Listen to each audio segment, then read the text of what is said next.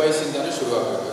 ಯಾವ ರೀತಿ ನಾವು ಮನೆಯಲ್ಲಿರ್ಬೋದು, ಆಚೆ ಕೂಡ ಸಮಾಜ ಆಗಿ ಅಥವಾ ನಾವು ಬೇರೆಯವ್ರ ಜೊತೆ ನಾವು ಹೋಗುವಾಗ ಯಾವ ರೀತಿ ಸಂಪರ್ಕ ಮಾಡಬೇಕು, ವೃತ್ತಿ ಜೀವನದಲ್ಲಿ ಯಾವ ರೀತಿ ನಾವು ಕೆಲಸ ಮಾಡಬೇಕು, ಇದೆಲ್ಲ ಸ್ಕಿಲ್ಲಿಂಗನ್ನು ಬೇಕಾದಷ್ಟು ಬೇಕಾಗಿದೆ.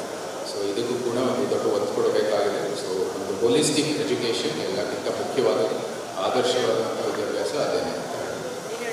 ನನ್ನ ಪ್ರಶ್ನೆ ಏನೆಂದರೆ, ನಿಮ್ಮ ದೃಷ್ಟಿಯಲ್ಲಿ ಉತ್ತಮ ಗುಣಮಟ್ಟದ ಶಿಕ್ಷಣ ಎಂದರೇನು ಸರ್?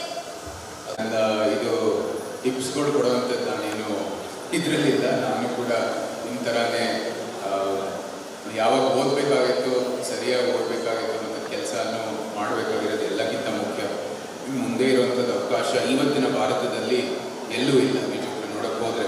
ಯಾಕಂದರೆ ನಿಮ್ಮ ಒಂದು ತಲೆಮಾರಿಗೆ ಮುಂದೆ ಬರುವಂಥದ್ದು ಭಾರತದಲ್ಲಿ ಏನೇನು ಕೆಲಸಗಳು ಆಗುತ್ತೆ, ನಿಜವಾಗ್ಲೂ ಶ್ರೇಷ್ಠ ಭಾರತಕ್ಕಾಗಿ ನಾವೆಲ್ಲರೂ ಮುಂದುವರಿತಾ ಇದ್ದೀವಿ. ಸೊ ನಿಮಗೆ ನಿಜವಾಗ್ಲೂ ನಿಮ್ಮ ವಿದ್ಯಾಭ್ಯಾಸಕ್ಕೆ ದೊಡ್ಡ ಒಂದು ಪ್ರೋತ್ಸಾಹ ನೋಡಿ ನಿಮ್ಮ ಕಡೆಯಿಂದ ಆದಷ್ಟು ನಿಮ್ಗೆ ಏನು ವೃತ್ತಿ ಜೀವನ ಇದೆ, ಏನು ನಿಮ್ಮಲ್ಲಿ ಆಸಕ್ತಿ ಇದೆ, ಪ್ಯಾಷನ್ ಏನಿರ್ಬೋದು ಅದಕ್ಕೆ ದೊಡ್ಡ ಒಂದು ನಿಮ್ಮ ಕಡೆಯಿಂದಾನೆ ಅದ್ರ ಮೇಲೆ ಧ್ಯಾನ ಇಟ್ಕೊಂಡು ನೀವು ಮುಂದುವರಿಬೇಕಾಗಿರೋದು ಎಲ್ಲಕ್ಕಿಂತ ಮುಖ್ಯ. ನಾನು ಕೂಡ ಗೊತ್ತಿದೆ ನಿಮ್ಮ ಒಂದು ಚಿಕ್ಕ ವಯಸ್ಸಿನಲ್ಲಿ ಬೇರೆ ಬೇರೆ ಅಷ್ಟೊಂದು ಅವಕಾಶಗಳು ಬರುತ್ತೆ. ಮುಂದೆ ದಿನನಿತ್ಯ ಏನೋ ಒಂದು ಬೇರೆ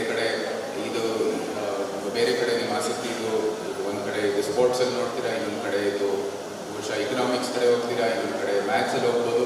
ಆದರೆ ಯಾವುದೋ ಒಂದು ಕಡೆ ಧ್ಯಾನ ಇಟ್ಕೊಂಡು ಯಾವುದ್ರಲ್ಲಿ you are very good at ಅದ್ರ ಕಡೆ ನೀವು ಹೆಚ್ಚಾಗಿ ನಿಮ್ಮ ಧ್ಯಾನ ಇಟ್ಕೊಂಡು ಮುಂದುವರಿರಿ. ಅದನ್ನೇ ನಿಮಗೆ ಎಷ್ಟು ಲಾಭ ಆಗುತ್ತೆ ಅಂತ.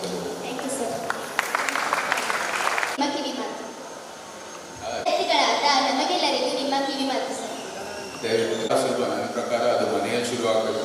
ಫಸ್ಟು ನಿಮ್ಮ ಮನೆಯಲ್ಲಿರುವಂಥದ್ದು ವಾತಾವರಣ ಅದಕ್ಕಾಗಿ ನೀವು ಸೇವೆಯನ್ನು ಮಾಡಿ, ಮನೆಯಲ್ಲಿ ಸೇವೆ ಮಾಡಿ, ನಿಮ್ಮ ತಂದೆ ತಾಯಿಗೆ ಸೇವೆ ಮಾಡಿ, ನಂತರ ಬಂದು ಆಚೆಗೆ ನಿಮ್ಮದೇ ಒಂದು ರೋಡಲ್ಲಿರ್ಬೋದು, ನಿಮ್ಮದೇ ಒಂದು ಗುಡಾವಣೆ ಇರ್ಬೋದು, ಅಲ್ಲಿ ನಿಮ್ಮ ಸೇವೆಯನ್ನು ಮಾಡಿ, ಸಂಸ್ಕಾರ ಕಾರ್ಯಕ್ರಮ ಇರ್ಬೋದು, ಯಾರೋ ಒಬ್ಬರು ಒಂದು ಮನೆಯಲ್ಲಿ ಏನೋ ಒಂದು ಕೆಲಸ ಇರ್ಬೋದು, ಅವ್ರಿಗೆ ಒಂದು ಸೇವೆ ಮಾಡ್ತಾ ಮುಂದುವರಿರಿ.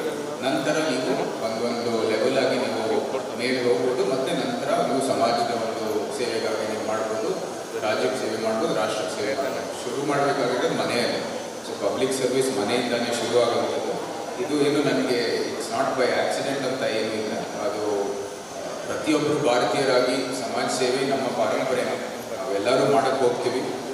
ಏನೇ ಆಗಲಿ ಮದುವೆ ಬಂದಿದ್ದರೆ ಅದರ ಮೂಲಕ ಸಮಾಜ ಸೇವೆ ಮಾಡಬೇಕಂತಿಲ್ಲ. ನೀವು ನಿಮ್ಮ ವೈಯಕ್ತಿಕ ಜೀವನದಲ್ಲೂ ಸಮಾಜ ಸೇವೆ ಮಾಡ್ಬೋದು.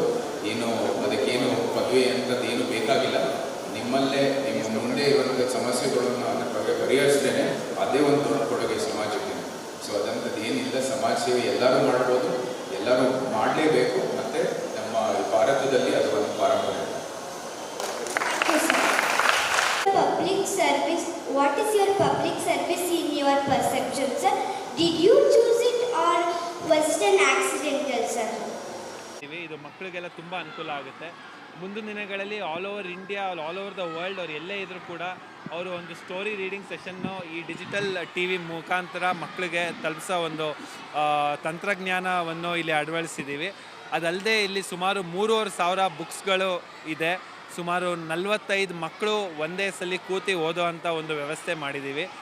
ಮುಂದಿನ ದಿನಗಳಲ್ಲಿ ಇದೇ ಥರ ದೇಶಾದ್ಯಂತ ಲೈಬ್ರರಿಗಳನ್ನ ಸೆಟಪ್ ಮಾಡೋದೇ ನಮ್ಮ ಉದ್ದೇಶ. ಬಟ್ ಎಲ್ಲೇ ಹೋದರೂ ನಾವು ಎಂದೆಂದಿಗೂ ಮೈಸೂರನ್ನ ಯಾವತ್ತೂ ಕೂಡ ಮರೆಯಲ್ಲ. ಮೈಸೂರಲ್ಲಿ ಸುಮಾರು 3,200 ಸರ್ಕಾರಿ ಶಾಲೆಗಳಿದೆ. ನನ್ನ ಗುರಿ ಫಸ್ಟು 3,200 ಶಾಲೆಗಳಲ್ಲೂ ಕೂಡ ಒಂದು ಲೈಬ್ರರಿ ಪ್ರೋಗ್ರಾಮ್ ಇರಬೇಕು ಅನ್ನೋದು ಒಂದು ನನ್ನ ಆಸೆ. ಅದ್ರ ಜೊತೆಗೆ ಭಾರತ ಸರ್ಕಾರ ಮತ್ತು ಕರ್ನಾಟಕ ಸರ್ಕಾರ ಆವಾಗಲೇ ಒಂದು ರೀಡಿಂಗ್ ಪ್ರೋಗ್ರಾಮ್ನ ಕಿಕ್ ಸ್ಟಾರ್ಟ್ ಮಾಡಿದ್ದಾರೆ. ಸೊ ಈ ಲೈಬ್ರರಿ ಅನ್ನೋದು ಒಂದು ಮಿಸ್ಸಿಂಗ್ ಲಿಂಕ್ ಆಗುತ್ತೆ. ಲೈಬ್ರರಿ ಒಂದು ಎಲ್ಲ ಶಾಲೆಯಲ್ಲಿ ಇದ್ದರೆ ಅದು ತುಂಬ ಮಕ್ಕಳಿಗೆ ಅನುಕೂಲಕರವಾಗುತ್ತೆ ಎಂದು ಹೇಳ್ತಾ ಎಲ್ಲರಿಗೂ, ಎಲ್ಲ ಸಪೋರ್ಟರ್ಸು, ದಾನಿಗಳಿಗಿರ್ಬೋದು, ವಾಲಂಟಿಯರ್ಸ್ಗಿರ್ಬೋದು, ಟೀಮ್ ಅವ್ರಿಗೆ, ಮಾಧ್ಯಮದವ್ರಿಗೆ, ಗೌರ್ಮೆಂಟ್ ಸ್ಕೂಲ್ ಟೀಚರ್ಸ್ಗೆ, ಸರ್ಕಾರಿ ಅಧಿಕಾರಿಗಳಿಗೆ ಧನ್ಯವಾದ ಹೇಳಲು ಇಷ್ಟಪಡುತ್ತೇನೆ. Thank you.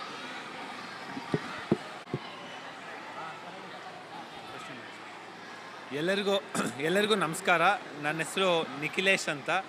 ನಾನು ಕಲಿಸು ಫೌಂಡೇಶನ್ ಸಂಸ್ಥಾಪಕ ಮತ್ತು ಆ್ಯಸ್ ಆಫ್ ನೌ ಮುಖ್ಯ ಕಾರ್ಯನಿರ್ವಹಣಾಧಿಕಾರಿಯಾಗಿ ಸೇವೆ ಸಲ್ಲಿಸ್ತಿದ್ದೀನಿ. ಇಂದು ನಾವು 100ನೇ ಗ್ರಂಥಾಲಯ ಉದ್ಘಾಟನೆಗೆ ಸೇರಿದ್ದೀವಿ.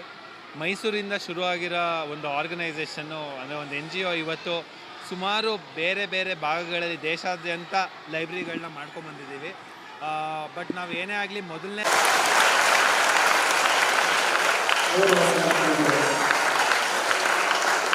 ದೇವರನ್ನ